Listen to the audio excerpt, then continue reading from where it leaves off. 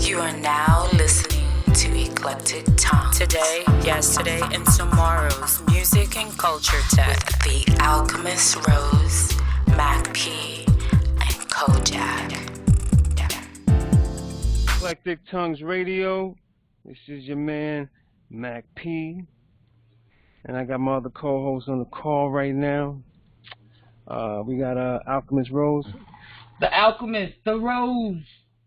That's right, ladies and gentlemen. And with the new and one only brand new mic here, I must put my radio voice on it.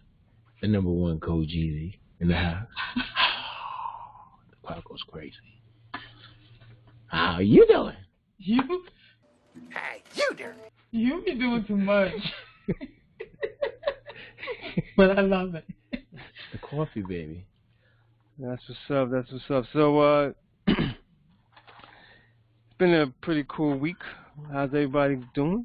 My week was monstrous. It was very busy. The man got me in shackles and whipping my back. Whoa. We captured one of those she-devils during the boarding house raid. But the bitch refuses to talk. Please, let me try.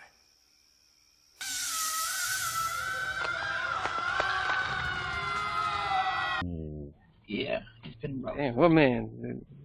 No. What man is that? The man that holds people in bondage. So you sound like you like it. No, yeah. You supposed to say that. Look at Cole. Yeah. Tie me up. Boo-boo. Super freak. Super freak. Yeah. Yeah. Yeah, this week was good, man. Actually went to go see that Tupac movie. Oh yeah. Yeah, man. That'll be the topic of the day. Let's hear about it. We're gonna have some questions. I have not seen it. Just so no, I haven't either. So. I haven't either. I attempted to go see it out here in the A, and it was like a mob scene, and there were police all over the place, and me and police don't get along. So I was just like, okay, I'm out. There was just too many police vehicles and lights flashing and black people. I said I can't stay here. Going down to the Tupac movie. Man, scream. Big ass fight gonna break out.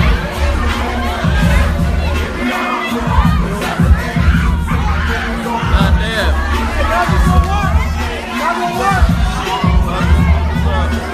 Till I bust a nut. Home with me. Hail Mary, nigga, run quick, see. What do we have here now? We wanna ride or die.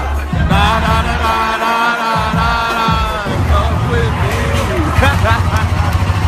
Yeah. Good to see it. So was there, like, Kellen, was there a cause for all the police to be out there, or was it just like the county? I have no idea. Caution? Just whenever there's a large gathering of colored folks, there seems to be a large gathering of police officers. So. Do you know if there were any incidents at the theater? No, there were no incidents that I know of. Okay. No.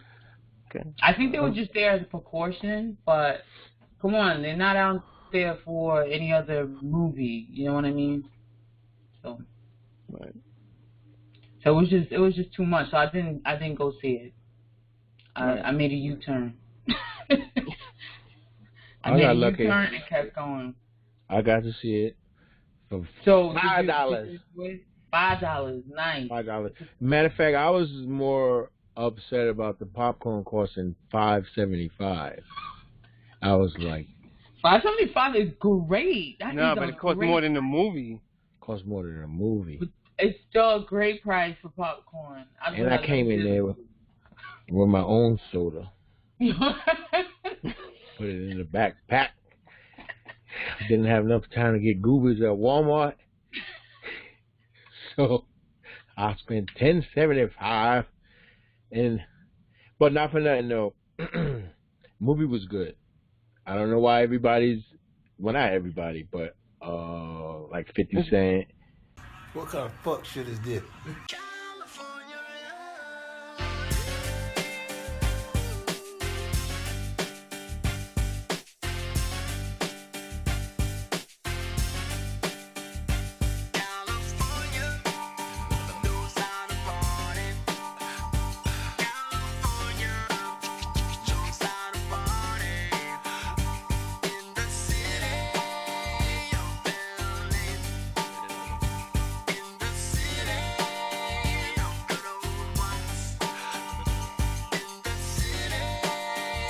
The movie was good.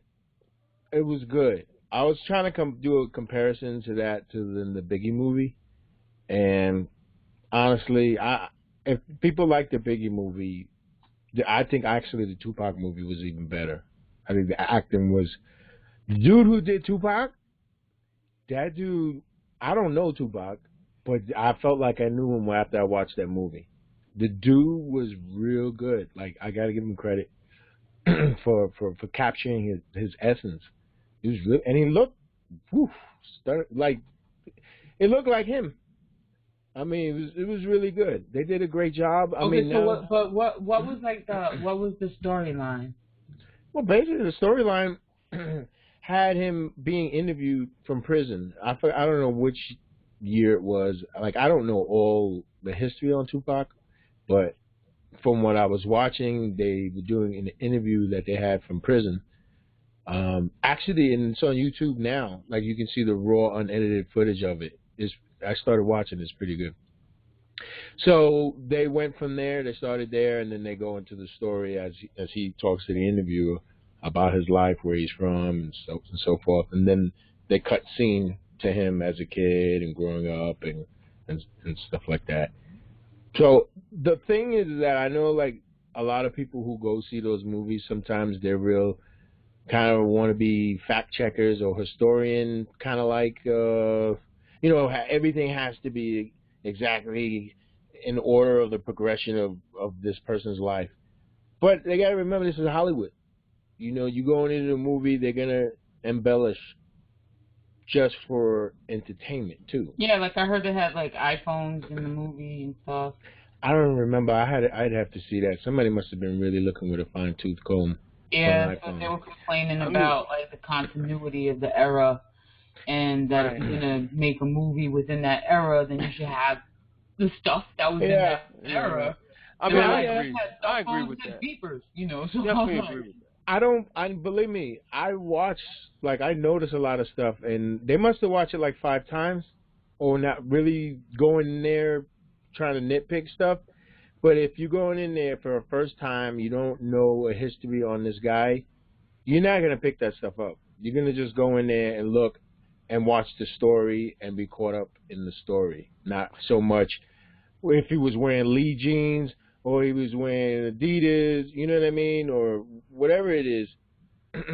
When you go, I know when I go to a movie, especially like it's almost like Neil deGrasse, that scientist dude, or I forgot what his name is, but if he goes to a movie to go see, like, the movie Gravity, right, he has to go in there either with just an entertaining, like, mentality to just be entertained and be bliss and enjoy it for what it is, whereas if he goes in there as being the guy he is in his field, he's not going to enjoy it. He's going to be like, oh, this can't happen. There's no anti-gravity. Yeah, chemicals can't react like that. Turn that off. If that's what if you know about a subject matter and you go and see somebody chop it up, it kind of kills your insides. You're like, oh, they're killing it. Oh, that's not how it happens.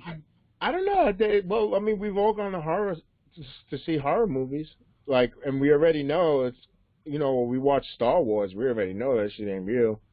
Right, but we go and we're entertained. We're not going, ain't no damn lightsaber. No, but you know what? Me, like, so what you're saying, I engineer. That's what my profession is, right? So when I see someone at the board, or like if I'm watching Empire or some movie that has an engineer behind the board, and they touching buttons to replicate what's happening in the movie, and I'm like, I know that board. That button does not do what you're trying to do right now. Like, there's not a real engine. Turn it off, right? You can't turn that off. So I'm a historian. I'm really trying to live in that present time, like, and understanding what I'm talking about. So somebody's going to see the Tupac movie, and you do that, and you start seeing little things that just don't represent the era. It's going to piss you off, because you're going to be like, yo, they didn't take the time to think about the era, and they invested all these millions of dollars, and you got an iPhone in the movie? I mean, I got to see it for myself. And I think it's, hey, man, then. But not to say that it's a get bad your money movie. back. No, not to. But the thing is, I could still say that be like, oh, they fucked up right there. But it doesn't make or break the movie. Right, exactly. Okay, so we're talking about that. Like, it's not, it's like, give the actors their due, like the actors. Exactly, that's what I'm saying. Like, we go to the movies to escape. Watch a movie, go get entertained. You know what I mean? Are you not entertained? Are you not entertained? That's it. You want to watch a documentary, a real deal documentary, then watch a documentary. This is a movie. So, like all these movies they have, like movies of Christ or the Ten Commandments and all this other stuff. You know what I mean? It's just like people. No, if they have a movie of Christ and there's an iPhone in there, I'm definitely getting my money. Well, it could be the new Christ. I'm definitely getting my money. Christ 2.0? Yo. Oh, Moses, he came down with 2 iPads. His Ten Commandments on iPads. And one iPad fell, so you got left with 10 Commandments. Yeah, on the iPad. And the Romans, where's your Moses now? But the movie was good. I liked it. I thought, to each his own. Highs and lows about the movie. Highs and lows. I mean, yeah, there's gonna be parts that kind of seem like after school special, cheesy, kind of like. Mm-hmm. Okay. And you can find that in any of these movies, even the Biggie movie. There was a lot of stuff that's kind of like, cheesy. Or maybe some stuff a little bit over the top. But like a Lifetime movie? Like a Lifetime movie? Exactly. That's what 50 Cent said. He said it was too much like a Lifetime movie for him. Well, there were moments of it that seemed like a Lifetime movie. I ain't gonna lie. But I'm saying, like, to the degree where 50 was smashing it, man, come on, 50, you got movies out that can't even hold weight to that. You know what I mean? So it's like, it's really a personal preference, to each his own. You know what I mean? But I just definitely would say on a record, go out and see it. It's a good movie. Support it. Enjoy it. Have a good time. Don't worry about the iPhone. Did you learn anything about the movie that you walked into it not knowing? Wow. Well, yeah. I mean, just the story itself, like how he moved. Like, I didn't know, like, originally from New Baltimore, and then went to where was it, Baltimore? I don't remember. And then then he went to L.A. And the struggle of his mom, I didn't know, like, damn, like, she got caught up on crack and stuff like that. That was kind of, like, jacked up. And the fact that she sent, and when he was doing really good in school, like the acting school, then had him sent to L.A. Again, I don't know exactly. Sent to actually Oakland. That's where he Oakland, yeah. I didn't know, if how accurate it is, like I said, but just based on the movie, it was entertaining. I was entertained. That's what I liked, and the music was dope. I actually was listening to stuff, and I was going, damn, I gotta listen to this dude's like full catalog, because there was some really good tracks in there that he was doing. It was really good. See, the thing is, like somebody that's like on your level as far as understanding Tupac. Like, I've been a Tupac fan for years.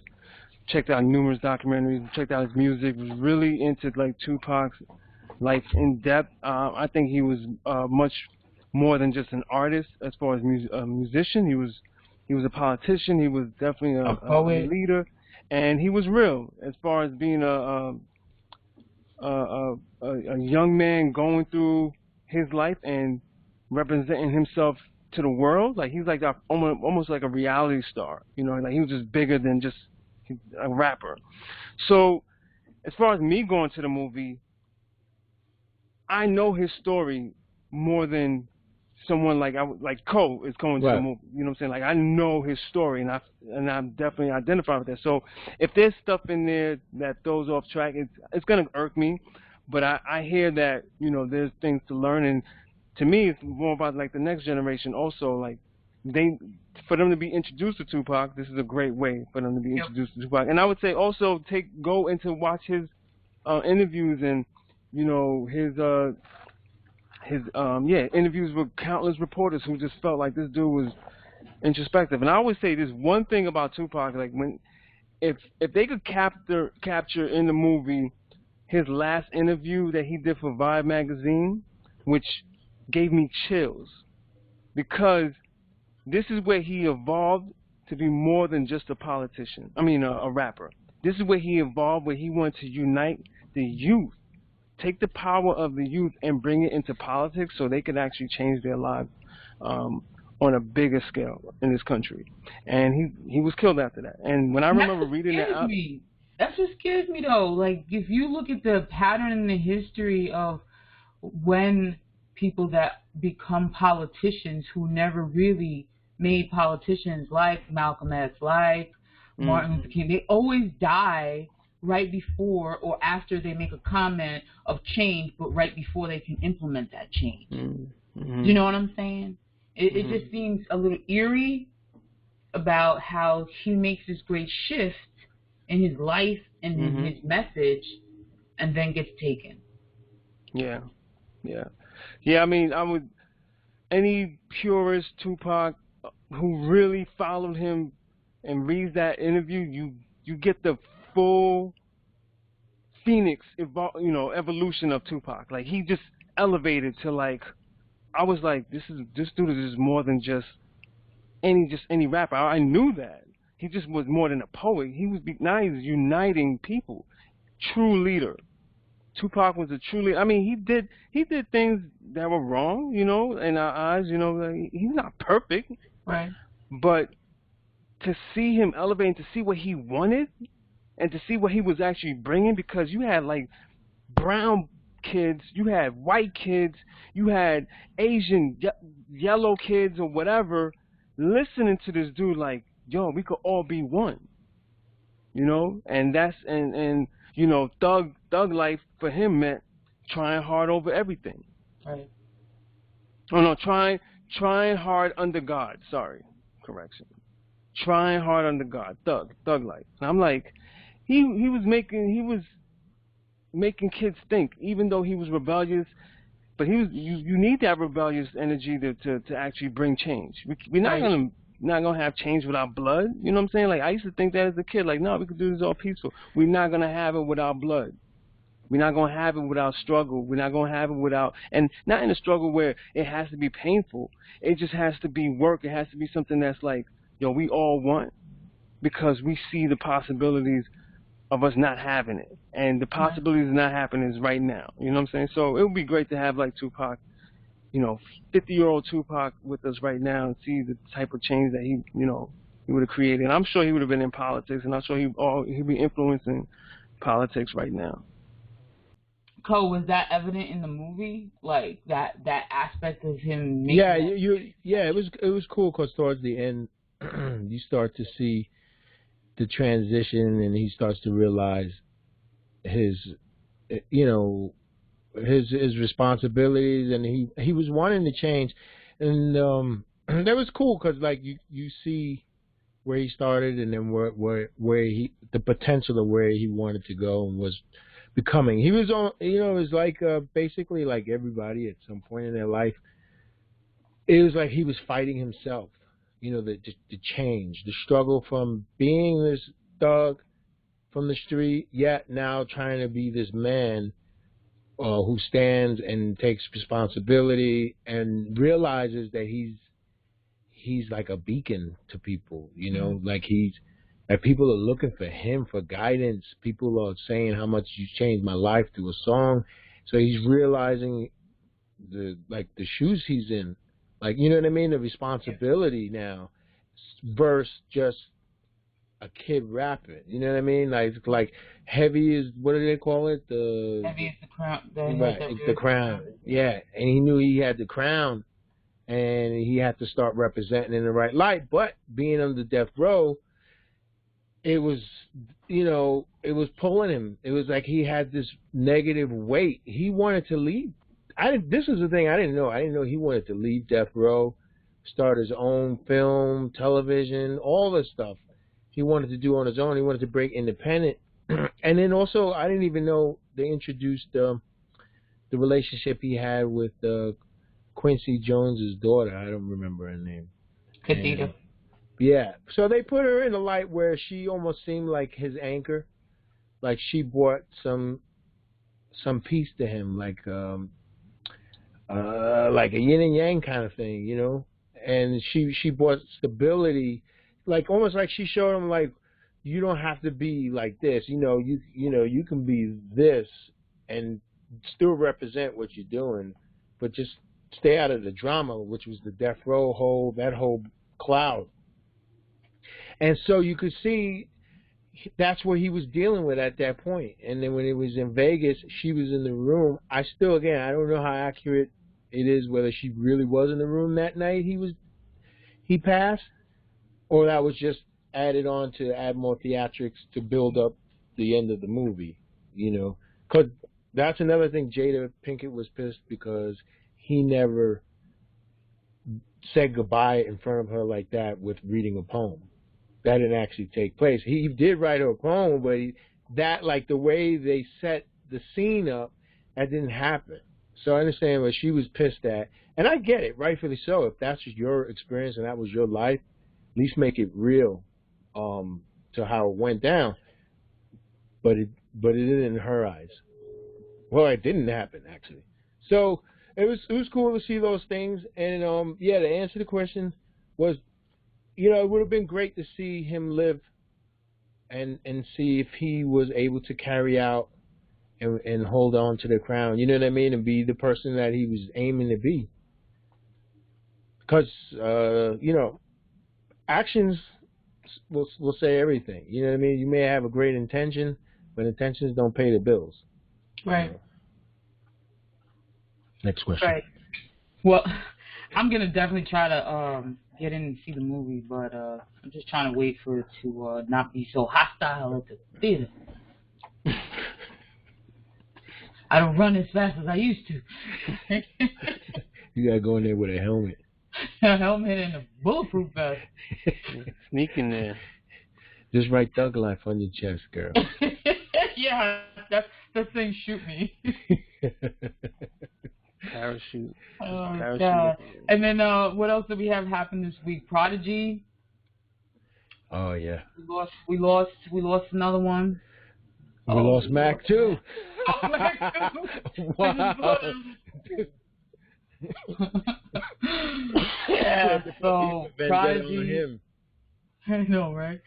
Prodigy been battling, I guess, his illness for a long time. But I'm sure, like, his lifestyle didn't help. It didn't, and you know what bugged me out is that I was surprised for someone who has sickle cell even lasted that long. Yeah. Because when I was growing up, I must have been 15. I lost a friend from sickle cell in the projects. His name was John, God bless him. So, really, he was older than us about 2 years. And, yeah, man, it was sad because, like, you know, you playing with him in 1 minute and, you know, everything's good in the hood. You're playing Cork Olivia, 1, 2, 3, 1, 2, 3.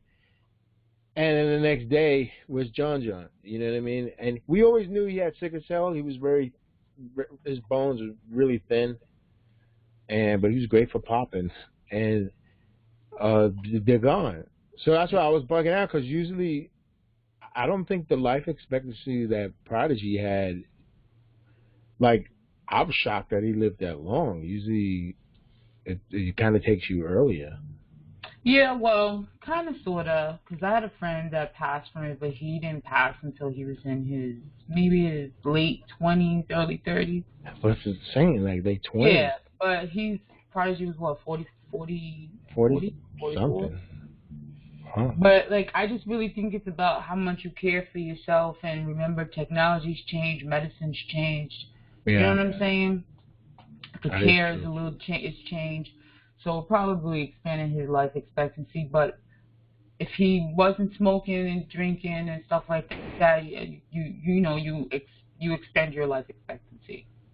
Right. So, I don't know. I feel like the last few years we've lost so many people, whether it be in acting and music. It's just like ridiculous. Yeah. It's so weird. It's like, even like with the Tupac movie, I said to my son, like, who's 27, are you gonna go see the movie? And he's like, eh. So it's like they're so far removed now. It's like they don't really even care about that. It's something that's like a mythical unicorn. Like you know. Yeah. Hold up. So he won't go see the Tupac because he's not interested in Tupac movie, or what? Yeah, he's not into. He said he's not interested in seeing anyone else's rendition of Tupac.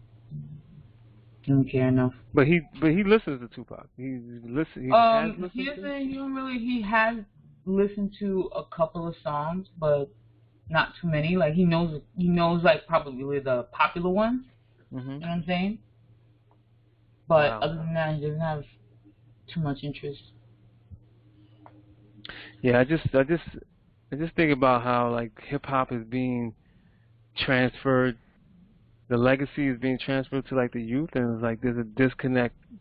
And I think that's like in music general, like but I would say more so with our community in hip hop, where it doesn't transfer. It's like No, it doesn't. Like if you look at other communities, right? They always talk about like white kids get into rock and they'll talk about Rolling Stones. They'll talk about, whatever. They'll talk about all their historical music.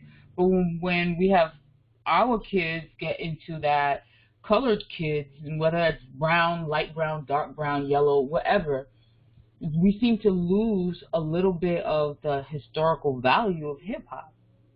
It's gone. They wouldn't be able to tell you, like, where it started, when it started, nothing. You know what I mean? I don't know. I think in some ways, because hip hop's always been like the black sheep of the family of music. Growing up, like I remember, I only could catch hip hop at a certain time and hear Chuck Chill Out. Yep. That was between 9 and 11. But that's it. You would only get it on BLS or it's true. I forgot that other station. But there was only 2 stations, actually 3, and then there was one like B90 something. Like you have to move the dial in between stations, and you hope you catch it. That was college station. That was college. That was college. Not your college. City College. Yeah. College, in fact, City College Radio, in New York, in Manhattan. Yeah, and I think it's also got to do with the fact that the way that rappers are, they don't really set themselves up to transfer to the youth. It's like they almost seems like they want to be on forever, because hip hop is such, it's based off of a braggadocious type of style. It's like, I'm the best MC. There really isn't like a reign that's passed. Like, here's the next torch, because it's like, it just seems like that to me. I'm not saying, it's just like this. I want to hold the mic for myself forever. And it doesn't transfer to the next generation. And, hip hop is just a young man's game. I would say, at least when I was, coming up 10 years ago, 15 years ago, I just had a mindset like it's a young man's game. Like pass it on to the next generation. And I just think if you don't pass it on, they'll take it and then they'll just try to wipe out your history. Because they're like, forget about those old the classic rappers. It's about now. Yeah, I think we see that happen a lot, and I think that's where Lil' Kim got all wrapped up with Nicki Minaj, because she didn't want to let go of her throne. She wanted to step down. It's like, just step down, let Nicki shine. She was giving you homage. Say accept the homage, say thank you, and go sit down. Right. And the thing is, but at the same time, it's like I think Kim's beef is that Nicki's not saying, oh, you know who I was inspired from was Lil' Kim. But she did when she first came out. When she first came out. Like, should she say every 2 seconds? Okay. She's supposed to say every album? Nah, she ain't got to see that. No, that's enough. That's enough. And I think that reflects our generation, in our generation to the younger generation. We don't a lot of times it's barriers. Like I'm right, you're wrong. This is how it needs to be done, and it's like. And then they totally rebel, and there's no connection. It's like we should be making songs with, a Jay-Z should be making songs with the youth, but at the same time, it's like, how can you see Jay-Z making songs with a rapper that's just doing something that's, someone that's not even using the English language? You know what I'm saying? It's like, right. You're based off of being lyrical and a lyricist, and then someone else comes around, and they just go, yabba dabba doo, who are you? I'm me, jewelry. Flashing, just something stupid. Right, I think that's Yeah, Young Bucks want to make a song. We can make a song, man. That dude say yabba dabba doo. So it's just like, I'm all about, I record the younger generation. I hear where they're coming from. I'm just always injecting like, yo, listen, my man, like you could, it's all about perspective. So make sure that you're gaining experience in the world so it can be reflected in your music versus just something you think that everybody wants to hear. And I think, and on top of that, hip hop is just a way for people to get on. So push the classic rappers out of the way. So I got to get on because I got to feed my family. I got to be rich off of this. And it's not based off of just making music first and then make a living from it. And let's be good and let me learn from my elders, but at the same time do me, like a Kendrick Lamar. You could see that he's been seasoned and groomed from a vet. Right. You know what I'm saying? Drake has been seasoned and groomed from a vet. But then, like, these other rappers that are just coming, like 21 Savage and all these other people, like, who's training, they represented from the street. Their influence is coming from the street and then make music. It's like, it's total nonsense. It's not elevating their vocabulary. It's not elevating their experience in life so they can put it into music. They just trying to get on. Let me get on. Let me make, and it's to me, it's not about that because hip hop, 25 years ago, nobody was making no money off of this except some side money, and they could just, get some street cred, and just like, I do this and just to get some notoriety off of that. Now it's like, let me get paid, and that's what's shrinking the culture. They're shrinking the culture, and then so you have these youngers going, fuck Tupac. Oh, I'm the new Tupac, but they don't even know what that means. Yeah. So you just the name, just like Tupac because he was known, like he seemed like a rebel, so you're gonna take that, but you follow no ideas about what this man really stood for. Like this dude was talking about so many different things that were prevalent to like our neighborhoods. He's like, yo, treat women right. Yo, y'all fellas, stop gangbanging women. You know what I'm saying? Like, stop that. Stop it. Like, this ain't right. We shouldn't be we got to treat our women like queens. You know what I'm saying? Like, stuff like that. Like, real hood stuff. Mm-hmm. Because it's still going on in this country. Like, it's just, no one, as black men, they need to raise up better black men than what we are. You know what I'm saying? Like, our next generation is supposed to be better than the next generation. Mm-hmm. People of color, brown people. Raise your kids. But they do what they know. If you don't know better, you can't do better. And it's not even, that's not even an excuse, but the thing is that they're not trying to know. You know what I'm saying? They're not going out there to say, how can I be a better man? They're like, oh, this is what it is. And so if you don't know better, you can't do better. Some men are trying to be better, but the youth have gone so far and like so attracted to wanting everything now that they're not listening. So it's a disconnect on both sides. Like, you have elders that are trying, even though they may not be the best, perfect example, but you could be like, yo, they're trying. Like, my dad wasn't the best, perfect example of a father, 100%, but I gained value from him because I listened. At the same time, I said, let me listen to what he's got to say here, even while I wasn't listening. Yeah, I mean, you can gain value from any lesson, whether it's a bad lesson, good lesson. I mean, there's always a teaching or a learning opportunity. So there's always that. But if you're not trying to find it and you're not trying to apply it, you miss it. Yeah. And I think on both sides, like it's on both sides. On both sides. Well, looks like we out of time. I guess until next episode, which would be what do we got? The week after next? Anyway, stay tuned. Look for a schedule. We'll put it out soon. I don't know when the next episode is. I ain't even going to lie. But it was good talking with you guys again. Yeah. Eclectic Tongues with MakP. Sure. Yes. Alchemist Rose saying peace out. Oh, there goes Diane. Busted. Mind your business. Mind your business, everybody. Yeah. Don't give us so much to look at. How you invite us in and tell us to mind our business.